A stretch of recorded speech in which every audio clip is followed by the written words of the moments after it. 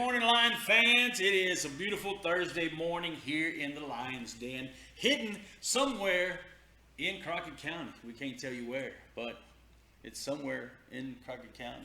Is this considered Crockett County, where we're hidden in this den? I don't know. It could be in between. Anyways, folks, it is Thursday. Sorry we weren't here last week. It was a busy week. I think Quentin had to wire something on a big old antenna. It's over 100 feet, and he climbed my hand.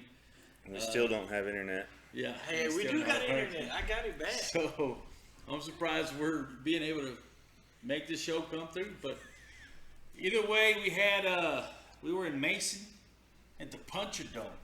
You know, I couldn't remember which one was the Puncher Dome. We finally get there, and that's the Puncher Dome, Mason, Texas. We will be talking about the last Friday's game, and but we do have a guest. Again, we have Coach Taylor with us, and looks like he brought a student out with him this time. Or who's this, Coach? This is one of our new coaches, John Cardenas. Oh, I'm sorry, Coach. He just graduated maybe a year ago, I think. Yeah, I tell him every time I come out, I'm always getting yelled at. Hey, good to class. I'm like, oh, I work here. I have to pull up my badge. He's like that doctor. What was that show where that young kid, Dr. Dewey Hauser? He's the Dewey Hauser of coaches. Graduated from high school, went 6-week program, and here he is. Don't tell Mason about it, because he's going to be looking for that 6-week program. But welcome, Coach. Coach, what's your name, sir? Cardenas. Coach Cardenas? Yes. Where are you from, Coach? I'm from Uvalde, Texas. Uvalde, Texas, Yes, man. Well, I'm glad you weren't there in the 90s, because I went to school in Del Rio, and we used to whoop down on Uvalde. Is it the Lobos? Coyotes. No. Coyotes. I knew it was a four-legged animal. I just didn't know which. He wasn't alive in the 90s. No, he probably wasn't even born I was yet. I was a 99 kid. Okay. barely made it. Well, Just barely I was made a it. Del Rio Ram till like 95. That's when I moved over here and became a Lion. So, well, welcome to Ozona, Coach. How do you like it? I like it. It's a great community. Reminds me back home. So. Where did you go to school? Sabinal, Texas. I really didn't change colors. It was still purple and gold there. How about college? I went to Sul Ross University. Sul Ross University. Yes, All right. I went to Snyder College. No, you went. went Mr. South Chavarria went to Sul Ross. So where did you go, Coach? Hardin Simmons. Hardin Simmons. Yeah, Mr. Chavarria went to Sul Ross. I've seen his statue. Oh, you already got a statue of him. He invented the annexation of Puerto Rico. Anyways, Coach, thank you for coming, and welcome to the Lions Den, and welcome to Ozona. Welcome to Ozona. At least now, all the parents are wondering, who's the kid that's on the sidelines? Well, no, it's not a kid; it's a coach. Married? You got a family? Yes, I'm married. I have a son. A son? Is he? He's little. Okay. He's only 17 months. Oh, okay. He just started walking. Cool So. deal. Well, here at 16 months, they're already sending the Head Start. So, is he? No, I'm Oh, just playing. no. So, but welcome to the Lions Den, and I guess first of all, man, to me the Lions look good when we were in what was it, Wink, and they didn't look any different last week, but it seems like it was just like one or two plays that they would get away, and that's what hurt us. Right. I know me and Quentin were talking about it, and it's like, it's so hard to explain for me. You know, I always say I don't know about football, but I'm learning a lot on Friday nights. But it's so hard for me to explain. Like, man, we're not doing it. It don't seem like we're doing nothing wrong, but yet, you know, the score is Right. totally different. I think one thing that we're struggling with right now is, you know, we have one negative play, offensively at least, and it's hard to overcome. You know, we might be moving it, and we have one bad play, and then, you know, next thing you know, we're either punting or turning it over type of deal. That's something we're struggling with right now, and just trying to get over the hump on that. You know, and just, it's hard to tell, you know, if you're just watching the games, there's so many little things that just happen on a play that, you know, ruin it or for whatever reason, and we're trying to get better at that. We've gotten better, but it's still not good enough. I'll tell you what, Friday night, I think I counted like 27 holds that we didn't get. There's a time where we got tackled in the backfield. I was frustrated. I was counting them as we go. Jacoby Ramos gets in the backfield, grabs hold of the quarterback, and the offensive line just jumps on him. Yeah, that happened quite a bit. Yeah, Jacoby. with the receivers also, like when they'd be downfield and they're trying to get free, they were hanging on their jersey. I seen a couple. I was frustrated. Sorry. I mean, it was like if Jacoby had that one play that we Yeah, all freaked out because he reached out for that quarterback, and I mean, you just see an arm come and grab him and bring him down. And I was like, "There's no flag for that. Like, isn't that holding? I mean, isn't that?" So it was pretty rough on the score, but I don't think our lines look too bad. You know, we do have our replays and our game recap. But before we go into that, we do want to say thanks to our sponsors and introduce 2 new sponsors. Yeah, we got 2 new sponsors. Mike Medina, Mike's Auto Care. He came on, and Michael Mitchell Services. Michael Mitchell's a sponsor. So we got Ozona Bank, Bunger Real Estate, Treto's Towing and Service, Mike's Auto Care, and Michael Mitchell Services as our sponsors. And when you talk about Michael Mitchell Services, he does it all. He can Yeah. fill up your feeders. He can mow your lawn or deliver He'll whatever even you need pick something delivered. up from San Angelo for you. On his Yes. trailer. Yes. The only thing he doesn't know how to do is cook real good. But other than that, whatever you need, he'll take care of it. So we do have a game recap from the Puncher Dome.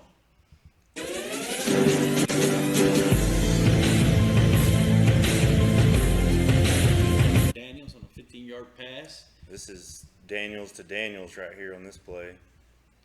One thing that's tough for Michael Doms is just seeing over the O-line. If we have any lineman over 5'6", he's not going to be able to see over him. Dusty Smith on a 15-yard run. It's a good run right here. We actually dialed this up several more times, and we had either a botch snap or a fumble snap. Couldn't get it back to him very much. This is Dusty Smith again. Yeah, Dusty's a pretty good weapon to have. He's averaging about 12 yards a carry right now through 3 games. There's Logan Fay, 20-yard run, and we're glad to see him back in the field. Yeah, he's a tough runner, big and strong right here. He almost takes Dusty out. Dusty got in his way and gave him a heck of a shot. The kickoff return for the touchdown. This was pretty wild. I was yelling at Matthew the whole time to get up the field. And he was killing me with this, just going side to side, and then he ends up taking it all the way to the house. And it's one of those where you're just like, no, and then you're like, okay, go. Coming right there, that block right there, I think was the one that man gave him that final gap. Yeah, this was a heck of a job by Matthew. Getting pretty tired there. He ran about 200 yards to get that. Michael Daniels and Frank Osuna and Logan Fay, your top 3 in the offense. Yeah, Frank had to come in for Matthew after he got hurt for a little bit. Did a good job. Made some big catches for first down. I thought Frank did a pretty good job. You know, we seen Matthew go out and Frank come in, and Frank came in right away and started making some good catches and stuff. I thought he did a pretty good job. He did a good job. That score is a little off. That's because Coach Cardenas does it on huddle, so that's why it's not matching up right. Oh, Just in case y'all are wondering. Yeah, there's a lot of good things I've seen. You know, I've seen a lot of plays, you know, that were pretty complex that actually came around.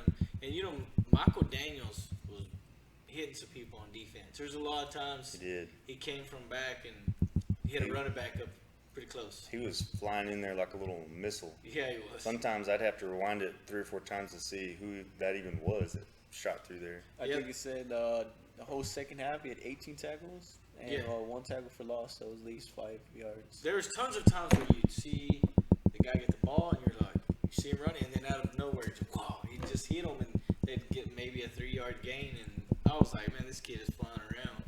one of the good things, Coach, that I've noticed is that all the kids that we've moved up from JV, you know, I guess you've moved one, it seems like every week, 1 or 2.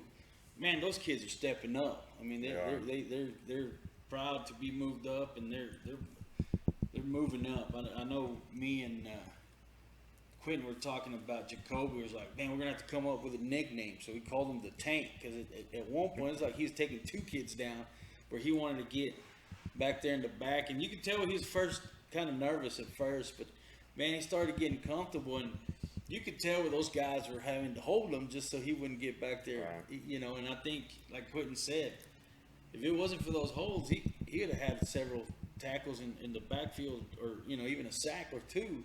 I think if that wouldn't have happened. So, and I think all the kids that moved up are doing a great job, and that's something that's probably going to help us in the long run, right? Right, I think so. And he did step it up. We weren't sure, you know, how exactly he'll perform against another varsity, and you know, especially going against Mason for your first varsity matchup. You know, that's tough. He did a heck of a job. We try not to move anybody up if they're just going to stand there. You know, we don't want them standing there for us, and they can get a bunch of reps on JV. So that was good. So this coming weekend, Grape Creek coming to town Friday. What do they bring to the table? They like to pass a lot, run a lot, or a mix? Grape Creek, they do something I've honestly never seen before offensively. They are 85% run, you know, so they want to run the ball. But on any given play, they can snap it to 4 different people. It's the wildest thing. I've never seen it. 4 guys back there, and you don't know who they're going to snap it to on every play. It's crazy. When you talk about what kind of team are we going to look at, is it something that we've seen in the last 3 games, Coach? Like for somebody that's just watching this and says, well, you know, what kind of caliber team, type of team we're going to play? Right. Would they be similar to somebody that we've played in the last 3 games? Or? I don't think, you know, they're not going to be state ranked like the last 2 teams we've faced, but they're going to be good size. So I think they're going to be similar to TLCA as far as size-wise. They did tie for a district championship last year for the first time in school history. So, you know, coming off that, you know, their kids are pretty confident and stuff. And the difference with TLCA is they're not going to try to air it out on us. You know, they're going to try to run the ball. And it is homecoming week, so you know the Lions are going to be a little bit more pumped up than usual, because I hope so. They want to win that homecoming game. I know when I was a senior, we got beat by state champion Ariane Braves like 40-something to 2 or 3, whatever the field goal was. And that was for homecoming. Yes, I was like, man, I don't know. The coach just didn't we like scheduled us. that one. But I know, you know, it's going to pump up the kids. I know everybody's excited. The festivities are already going for homecoming week. And, man, we're excited. We're excited. We're excited to be back in the Lions Den. I know our fans were mad at Quentin because we weren't here for a week. But it's always Quentin's fault. It's always I get used to it. I'm just going to have a vest that says my fault. When something bad happens, it's like internet. I'm just going to put it on. Might as well. Walk around. Bells. I was watching TV last night and the power went off, and I was about to call Quentin. You know what? That's true. It did happen. That's exactly what happened at school. So the power went off, and when we built this network over there, forgot to save one little setting in the core switch, and so it was his fault, people. Yes, it was. Yeah, he's been busy wiring up the new dollar store, so you gotta forgive the man. It's the only electrician / computer guy. No, I'm just playing. But Coach, I guess pretty much that's all we got for this week's Lions. Then you by any chance know how the cross country did? I know they had their Ozona meet here this last Saturday. How did that go? That went pretty well. Ran off pretty smooth. It was a different course this year, a little bit different than what it was last year. I think it was a good setup for district because we're hosting district on October 12th. But the kids ran well. I've heard great things about them.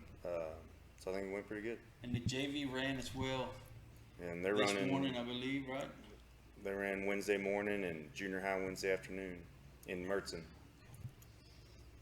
Well, once again, folks, we do have some new sponsors. Want to give them a shout out. Mike Medina Medina Auto Care. Mike's Auto Care. Mike's Auto Care. And I also want to say thanks to Michael Mitchell. I mean, Michael Mitchell already does a lot for the Lions, but we're so glad that he's here to sponsor the Lions Den. I also want to say thanks to Treto's Tire and Towing, Ozona Bank, and Bunger Real Estate. And I want to say thanks to Coach, once again, Coach Cardenas. Yes, Coach Cardenas coming out to be a guest. What is Coach Cardenas? You know, like you have coaches on special teams. You got coaches.